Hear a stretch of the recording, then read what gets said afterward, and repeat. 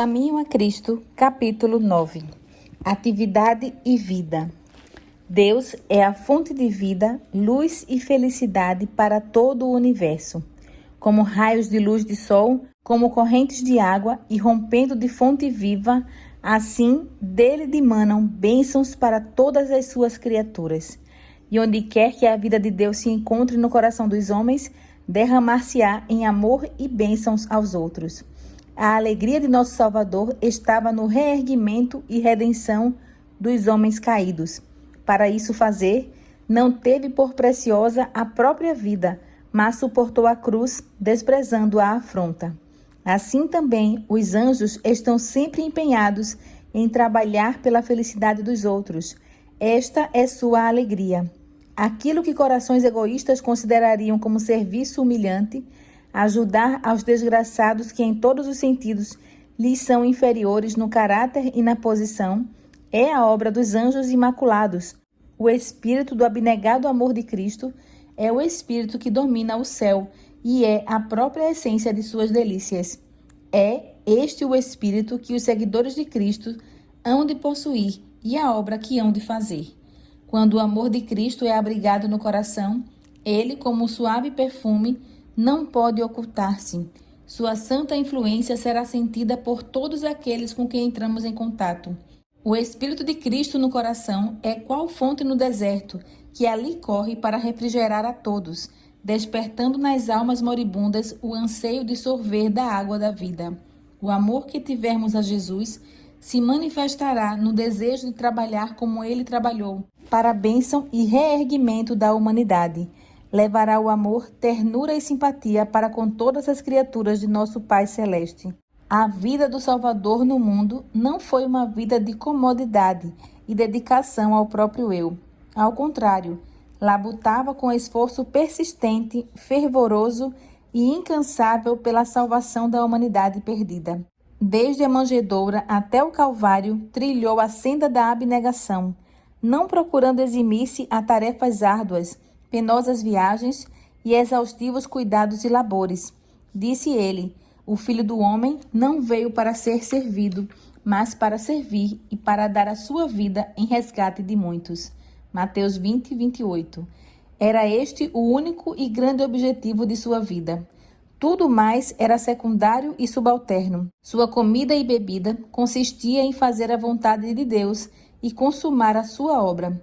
O próprio eu e o interesse próprio não tinham parte alguma em seu trabalho. Assim, os que são participantes da graça de Cristo estarão prontos para fazer qualquer sacrifício, a fim de que outros pelos quais ele morreu participem do dom celestial.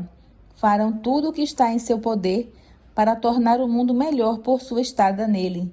Tal espírito é o legítimo produto de uma alma verdadeiramente convertida.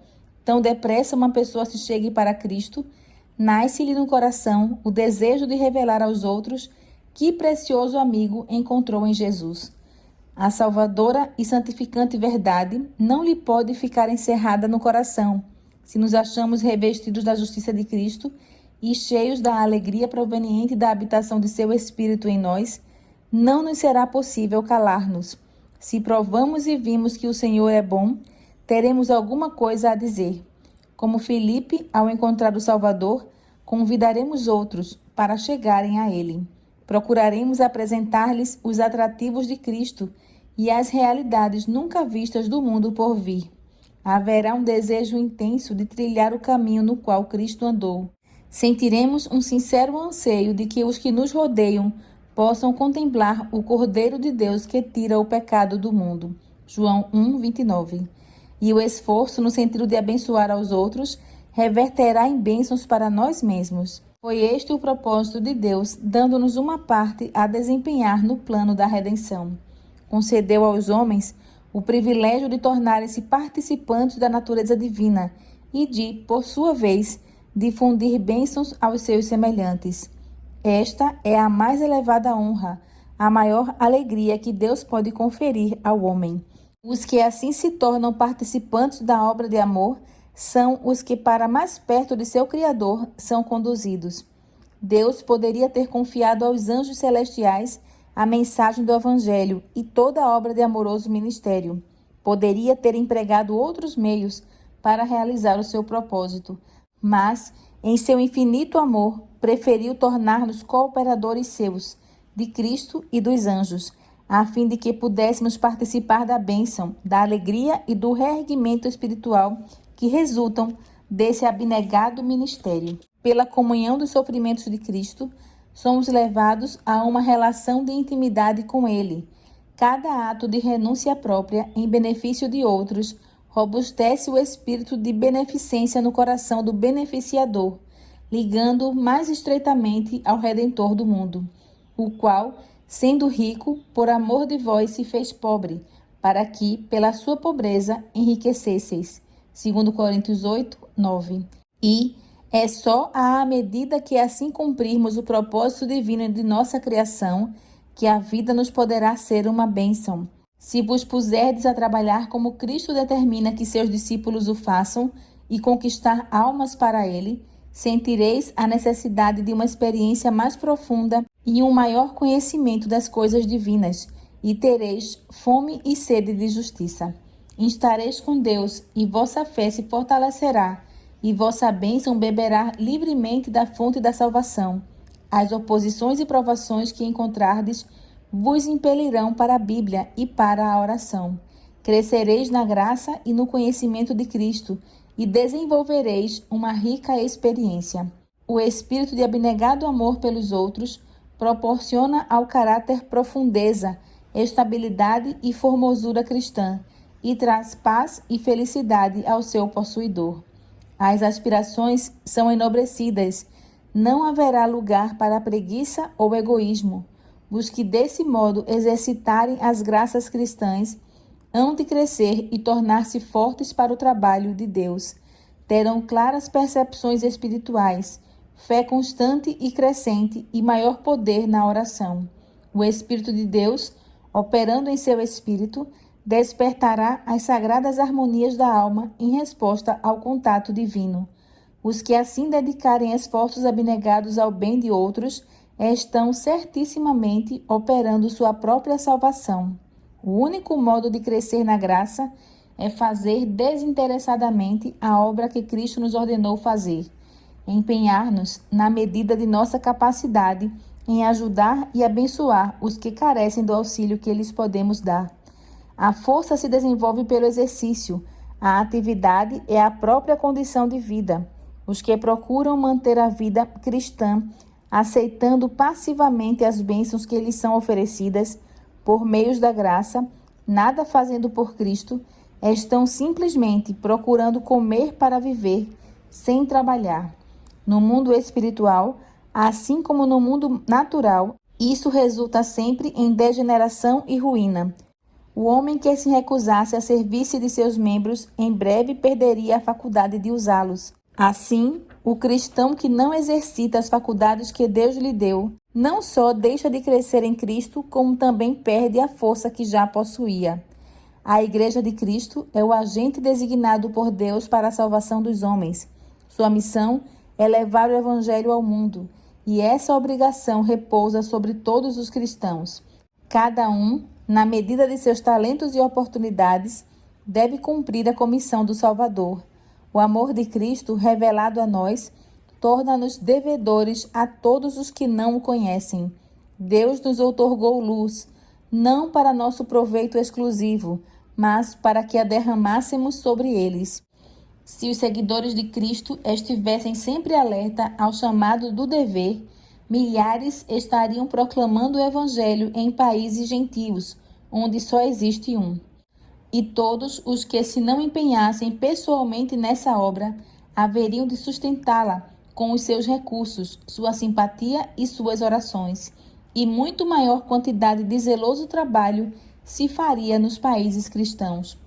Não precisamos ir aos países pagãos, nem mesmo deixar o estreito âmbito de nosso lar, se é ali que está nosso dever, a fim de trabalhar para Cristo.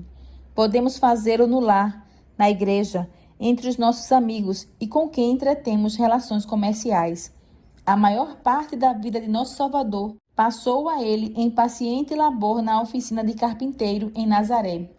Anjos ministradores assistiam o Senhor da vida quando caminhava ao lado dos camponeses e jornaleiros, sem ser reconhecido nem honrado. Cumpria tão fielmente sua missão quando trabalhava em seu humilde ofício, como quando curava os doentes ou andava sobre as ondas tempestuosas do mar da Galileia. Assim podemos nós, nos mais humildes deveres e ínfimas posições da vida, andar e trabalhar com Jesus. Diz o apóstolo: Irmãos, cada um fique diante de Deus no estado em que foi chamado. 1 Coríntios 7, 24. O comerciante pode dirigir os seus negócios de modo a glorificar seu Senhor por sua fidelidade.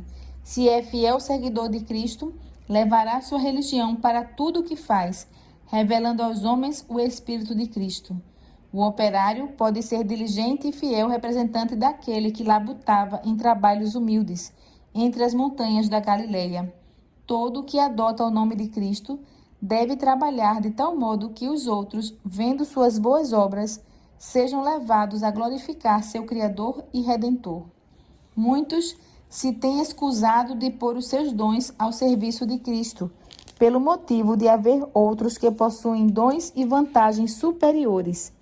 Tem prevalecido a opinião de que só os possuidores de talentos especiais requer Deus que consagrem suas habilidades ao seu serviço. Tem muitos a ideia de que os talentos só são concedidos a uma classe privilegiada, com a exclusão das outras, os quais, naturalmente, não são convidados a participar nem dos trabalhos, nem das recompensas. Não é isto, porém, o que se acha representado na parábola. Quando o dono da casa chamou seus servos, deu a cada um a sua obra. Possuídos de um espírito amoroso, poderemos cumprir como ao Senhor, mesmo os mais humildes deveres da vida. Colossenses 3, 23. Se o amor de Deus está no coração, será manifesto na vida. O suave perfume de Cristo nos circundará e nossa influência será de molde a enobrecer e abençoar. Não deveis esperar grandes ocasiões ou habilitações extraordinárias para então trabalhardes por Deus. Não vos deveis incomodar com o que o mundo pense de vós, se vossa vida diária é testemunha da pureza e sinceridade de vossa fé, e os outros estão convencidos de que desejais ajudá-los, vossos esforços não se perderão totalmente. Os mais humildes e mais pobres dentre os discípulos de Jesus podem ser uma bênção aos outros. Talvez não tenham consciência de estar realizando algum bem especial, mas por sua inconsciente influência, poderão dar origem a ondas de bênçãos que se irão alargando e aprofundando, mesmo que nunca venham eles a saber dos benditos resultados, a não ser no dia da recompensa final. Não percebem, nem sabem que estão realizando grande bem. Não se requer deles que se preocupem com o sucesso. O que têm de fazer é simplesmente prosseguir tranquilos, realizando fielmente a obra que a providência de Deus lhes designa, e sua vida não será em vão. Seu próprio ser irá se desenvolver cada vez mais à semelhança de Cristo.